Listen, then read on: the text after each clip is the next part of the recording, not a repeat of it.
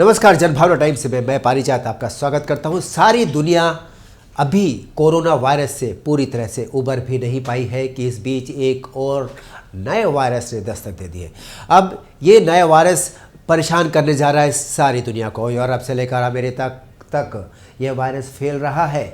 इस वायरस का नाम है मंकी पॉक्स। यूरोप के कई देशों में मंकी पॉक्स के मामले सामने आए हैं। अब अमेरिका में भी इसका पहला केस सामने आ गया है। इससे हड़कंप मच गया है। अमेरिका के Massachusetts department of public health ने कनाडा की हालिया यात्रा के साथ एक व्यक्ति में मंकी पॉक्स वायरस के संक्रमण के एक मामले की पुष्टि की है। मैसाचुसेट्स के राष्ट्रमंडल ने ये जानकारी दी।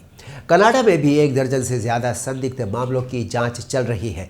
कनाडा के साथ साथ ही स्पेन और पुर्तगाल में भी अब तक 40 से ज़्यादा मंकी पॉक्स के मामले सामने आ चुके हैं। ब्रिटेन में 6 मई के बाद अब तक वहाँ भी 9 मामले सामने आ चुके हैं। जाहिर सी बात है, यूरोप अमेरिका में फैल गया है मंकी पॉक्स। अगर हम हेल्थ एक्सपर्ट्स की बात माने तो मंकी पॉक्स एक वायरल बीमारी है। इस बीमारी से संक्रमित होने के बाद रोगी को बुखार आता है और कुछ ही हफ्तों में ये बीमारी ठीक भी हो जाती है। कुछ मामलों में ये संक्रमण गंभीर हो जाता है। मध्य और पश्चिमी अफ्रीका में ये संक्रमण सालों से हज़ारों लोगों को संक्रमित करता चला आ रहा है, लेकिन अब यह वायरस दुनिया भर में अपना पांव पसारता नजर आ रहा है। मंकी पॉक्स के बारे में बताया जा रहा है कि ये एक दुर्लभ लेकिन संभावित रूप से गंभीर वायरल बीमारी है। जैसे पहले आया था चिकन पॉक्स, अब यह मंकी पॉक्स है। आमतौर पर यह फ्लू जैसी बीमारी और लिम्फ नोड्स की सूजन से यह बीमारी शुरू होती है मंकी पॉक्स की, और चेहरे और शरीर पर एक दाने के रूप में विकसित होती है, यानी चेहरे और शरीर पर दाने आने लगते हैं। अधिकांश संक्रमण से 2 से 4 सप्ताह तक यह संक्रमण चलता है। आमतौर पर इस रोग में बुखार, दाने, लिम्फ नोड्स में सूजन, इस तरह के लक्षण दिखाई देते हैं। इस बीमारी के फैलने का कारण जीवित या मृत जंगली जानवरों का मांस खाने से भी इस बीमारी के फैलने का खतरा है। इसलिए यह खतरनाक है उन लोगों के लिए जो मांसभक्षी है। अमेरिका के सेंटर फॉर डिजीज कंट्रोल यानी CDC के अनुसार पहली बार ये बीमारी काफ़ी पहले 60 के दशक में 1958 में सामने आई थी। तब रिसर्च में ये बंदरों में संक्रमण मिला था। इसी वजह से इसका नाम मंकी पॉक्स रखा गया। इन बंदरों में चेचक जैसी बीमारी के लक्षण नजर आए थे। विश्व स्वास्थ्य संगठन कहता है कि इंसानों में मंकी पॉक्स का पहला मामला 1970 में पहली बार सामने आया था। उस समय कांगो में रहने वाले एक 9 साल के बच्चे में यह संक्रमण मिला था। 1971 के बाद 11 अफ्रीकी देशों में इंसानों में मंकी पॉक्स से संक्रमित होने के मामले सामने आए। अमेरिका ने इससे पहले 2003 में इस तरह की एक बात बताई जिसमें मंकी पॉक्स के मामले की जानकारी दी गई। 4 साल पहले सितंबर 2018 में इजराइल और ब्रिटेन में मंकी पॉक्स के मामले सामने आए।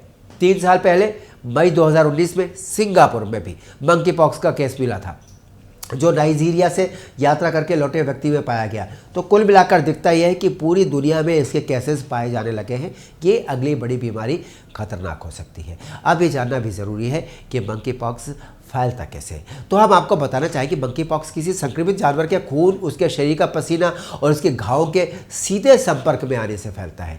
अफ्रीका में चूहों और गिलहरियों में भी मंकी पॉक्स होने के सबूत मिले हैं। अधपके मीट, अधपके मांस और पशु उत्पादों के सेवन से भी संक्रमण का खतरा बढ़ जाता है। जो लोग मीट खाते हैं, अगर वो अधपका मीट गलती से खा लें तो ये बीमारी हो सकती है। हालांकि इंसान से इंसान में वायरस फैलने का मामला बेहद कम सामने आया है, लेकिन ये बात ज़रूर है कि संक्रमित व्यक्ति के छूने या फिर उसके संपर्क में आने से इस संक्रमण की बीमारी की आशंका फैल जाती है। यानी कि माना जा रहा है कि हो सकता है ऐसे व्यक्ति को जिसको संक्रमण हुआ है, दूसरे को संपर्क में आने पर यह संक्रमण फैल जाए। मंकी पॉक्स के लक्षणों की हम बात करते हैं। इस वायरस के इनक्यूबेशन का पीरियड है 6 से 13 दिन तक का, लेकिन कई बार ये 5 दिन से 21 दिन तक भी रह सकता है। यानी कि संक्रमण होने के बाद इसके लक्षण अधिकतम 21 दिन तक उभर सकते हैं।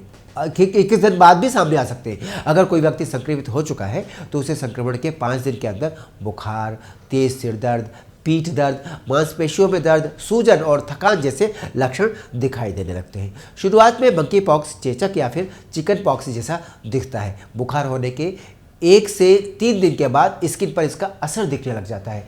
शरीर पर दाने निकल आते हैं। हाथ पैर, हथेली, पैरों के तलवे और चेहरे पर छोटे छोटे दाने दिखाई देने लगते हैं। हालांकि ये दाने खुद ब खुद सूख कर फिर बाद में गिर भी जाते हैं। लेकिन इस वायरस से घबराने की बहुत ज़्यादा ज़रूरत नहीं है। WHO का कहना है कि मंकी पॉक्स से संक्रमित व्यक्तियों की मृत्यु दर काफ़ी कम है। जी हाँ, यही WHO है जिसने कहा था कि कोरोना से दुनिया में करोड़ों मौतें होंगी और ये बात सही नहीं निकली। WHO ने कहा था भारत में लाशें बिछी होंगी, ये बात सही नहीं निकली। WHO ने कहा भारत में 47 लाख मौतें हुई है कोरोना से, ये बात भी सही नहीं निकली। इसलिए WHO अगर ये बात कह रहा है तो इस पर सोचने की आवश्यकता है। इस तरह के संक्रमित हर व्यक्ति मर सकता है, ऐसा भी कहा जा रहा है। एक बार संक्रमित होने पर 2 से 4 हफ्ते में इसके लक्षण धीरे धीरे खत्म हो जाते हैं। हालांकि छोटे बच्चों में इससे गंभीर संक्रमण का खतरा बना रहता है। जंगल के आसपास के इलाकों में रहने वाले लोगों में मंकी पॉक्स का खतरा सबसे ज़्यादा रहता है क्योंकि वो जंगली वातावरण में है।